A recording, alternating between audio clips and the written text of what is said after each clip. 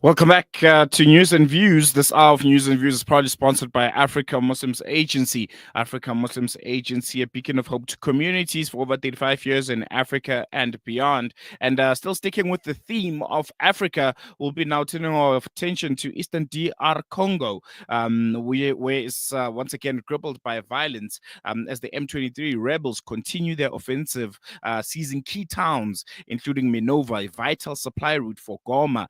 This latest escalation has further destabilized the region, exacerbating a crisis that has plagued the provinces of South Kivu, North Kivu, and Ituri for over 2 decades.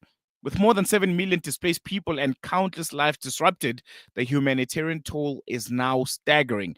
Violence, mass displacements, gender-based atrocities, food insecurities, and land disputes have created a dire and complex situation. And to help us unpack this crisis, we're joined by investigative journalist Musinguzi Goodluck, who has been closely following these developments, is coming to us live from Uganda in Kampala. Musinguzi, thank you so much for joining us. Welcome to Salam Media. Appreciate you giving us your time this morning. Thank you very much. I'm happy to be hosted.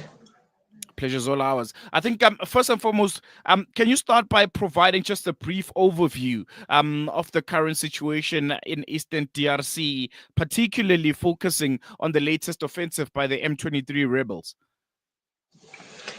Thank you very much. I think the statements of the president of Rwanda, General Paul Kagame, recently about the DRC, first of all mentioning Uganda, sort of accusing Democratic Republic of Congo leadership for letting Uganda go in to pursue the Allied Democratic Forces, which are a bit of north of Kivu, and him claiming or asserting that they also should be let into in Congo to pursue what they call the former remnants of the government forces they defeated long in 1994. Now, after those statements were given, we found that now M23 has gained much force, people are talking of them having new equipments and the advance happening so fast. So the question should be that who is supplying arms to M23 as we speak now? Because I think after those statements, you could see certainly that the capital Goma was going to be threatened, and that they want to make a statement by taking over Goma. Goma is not far away from the border of Rwanda. Actually, some say if you fly, sometimes you might even end up in their space when you use Goma International Airport. And therefore, the advance has not just come, the advancing of the troops has not just come. The question is, why didn't it come 6 months ago or 1 year ago when they started fighting? But it seems that after the statements of the president of Rwanda, I can't ascertain, but there must be support that must have come in, because the accusations against the president of DRC were too personal, and there was anger in the statement, and therefore the M23 could be getting an external support, and they with that statement from the president, it seems he wants to make a statement by showing that we can take over Goma. And therefore, as we speak now, the world, unless if anything happens, if nothing happens, the way Goma has been surrounded, I doubt whether the DRC can marshal a force or equipment or airplanes that can save Goma apparently. So if Goma falls to the rebels, this will be after so many years. The last time the M23 took over Goma, the regional leaders asked them to pull away so that they can give chance to dialogue. But at the time, dialogue failed. While the former president Jose Kabila had sort of accepted and started engaging them in Nairobi. Towards the end of his term of office, he abandoned it. He abandoned the talks, and eventually M23 was defeated, and so they regrouped. So now the question is, with the words of the president of Rwanda, him saying that Rwanda feels they have a right to go and pursue those they think they are against them, and also choosing the DRC, that why did they allow Uganda, not Rwanda? That one leaves a big question, and even these accusations that have been there all the time, that maybe somebody, that Rwanda may be supporting the M23, which is also interesting.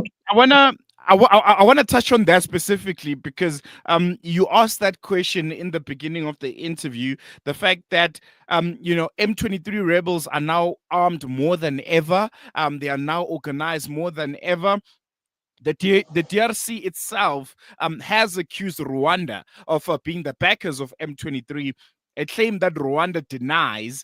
I want to know how these accusations have impacted relations between the countries in East Africa, Uganda being one of those countries that are part of the conversation, Rwanda and the DRC, and currently, what role do regional dynamics now at play when it comes to this conflict? Thank you very much. Prior to this speech, the president of Rwanda made again another speech in that he made an accusation that M23 was getting support from Uganda, that M23 is a creation of Uganda. And as we are saying that I was in the DRC for 2 years, I covered this conflict at the beginning, and I can assure you, not that because I'm Ugandan, but I can assure you it's not our problem. M23 is not a creation of Uganda. These are not Ugandans. And therefore, when he made that claim, it put Uganda in a funny situation. And though we have not had our leaders speak, but quietly, everybody is like saying, I think this is going too far. Uganda should have worked on a road from a Kisoro district at the Bunagana border point to Goma, which is 100 kilometers. And that road would have opened up a lot of trade between Goma and Uganda. If you remember, we went through a problem where Rwanda had closed one of the borders at Katuna. And so Uganda had put equipment and was ready to open a road and make sure that. So as we speak now, the region is going to be troubled. And in between there, we have seen the DRC president, Shekedi, come to Kampala, and he still reaffirmed, and I think he wants Uganda to make a statement. Are you on the side of Rwanda? Are you on the side of DRC? And I can't imagine that Uganda would make a mistake. They are fighting ADF. They have been there. They have put so much resources. They're also opening roads in that area. How would they come and work with Rwanda to destabilize Congo? And yet they know if DRC tells Uganda to get out, that Uganda would be more affected than Rwanda. And therefore, so the region now, you have Kenya, you have these other countries, Southern Sudan, but I can tell you, if this continues and should Goma be taken over, Uganda, we We will wait to see the statements they will give out, because it's not so good for us. But already Uganda has been accused that M23 comes from here.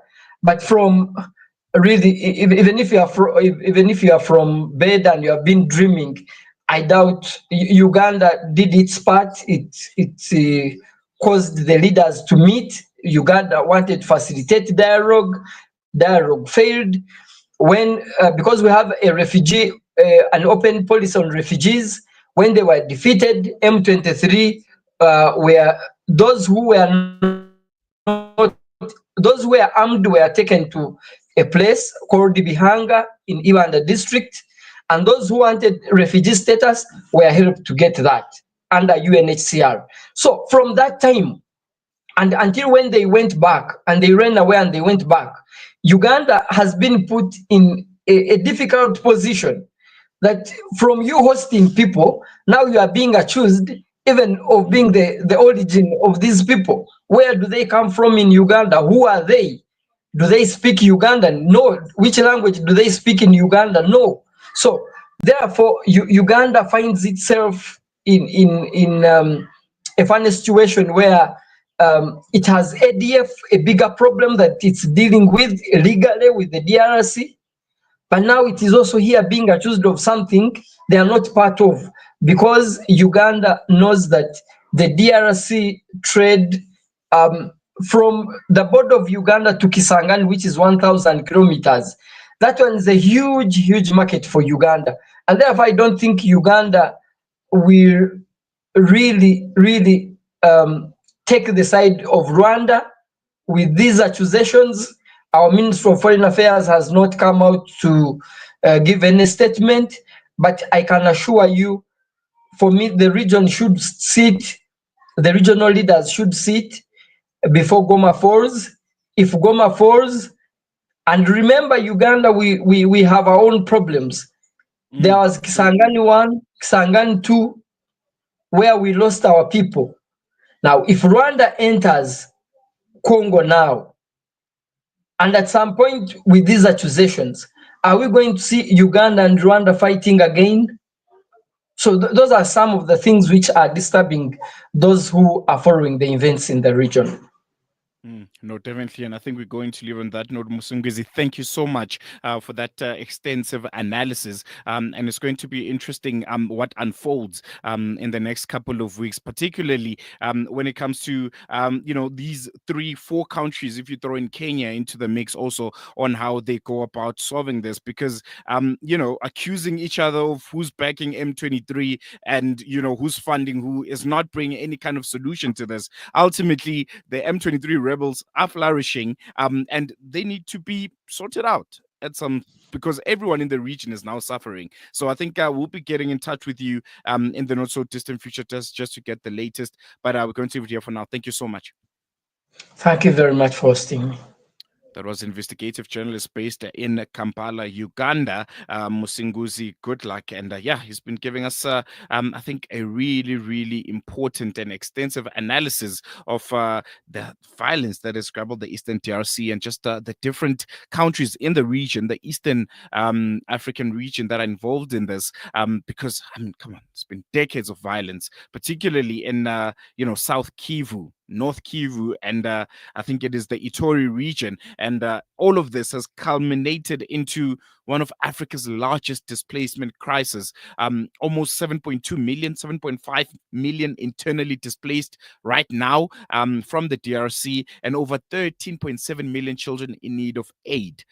There are vulnerable populations all around, and the people are facing dire challenges, including food security, which has affected almost 25.4 million people. There are reports of gender-based violence, rape being used as one of the tools of this war, and land disputes, which are fueled by rapid population control. And all of this, has culminated in this conflict being very, very big, and one of proportions that I don't think we can fully grasp how out of hand it has gotten.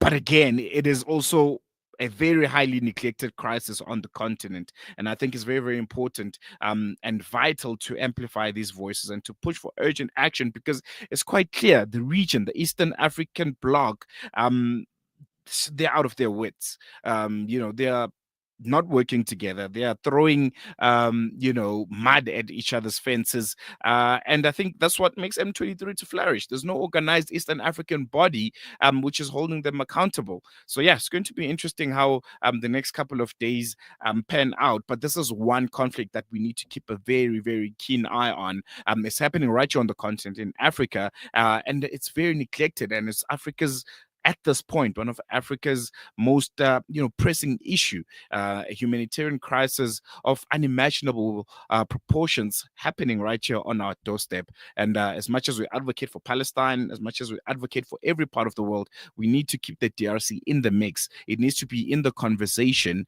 and we need to, start talking about it, because if we don't, no action will be taken. We can see the leaders are failing clearly because there's no mechanism and no unity within the Eastern African bloc. So, yeah, really, really important that we keep an eye on that. We're going to take a short break. Thank you so much for tuning in.